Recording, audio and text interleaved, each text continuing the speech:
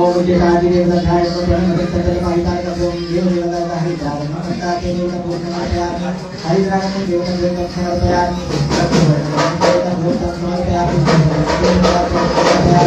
अतः ज्ञान है देवता को नमस्कार महागणेश को पूजा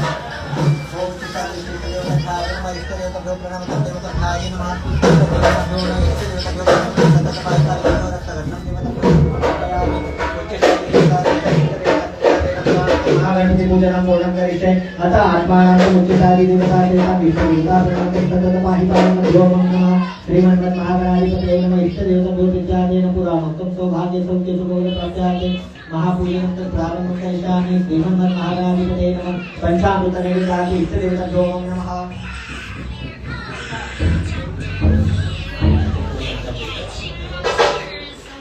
ओम पंचामृत महानैवेद्यादि देवता ओम प्रणमतं तदत पाहिपानं ओम नमः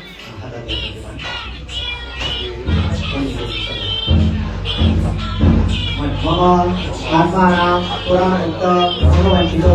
इच्छा सौख्य धनधान्य यशकीर्ति आयुरारोग्य सौख्यफल प्राप्त्यार्थेनो सिद्धिविनायक देवता श्रीतं पत्नी ऋषि सिद्धि पुत्र शुभलाभार्थे आसनं मूषकध्वजार्थे महानैवेद्यं समर्पयामि ओम श्रीमन्महागणाधिपतये नमः समर्पयामि ओम अपनाय स्वाहा ज्ञानाय स्वाहा भुजगेन स्वाहा सामवेन स्वाहा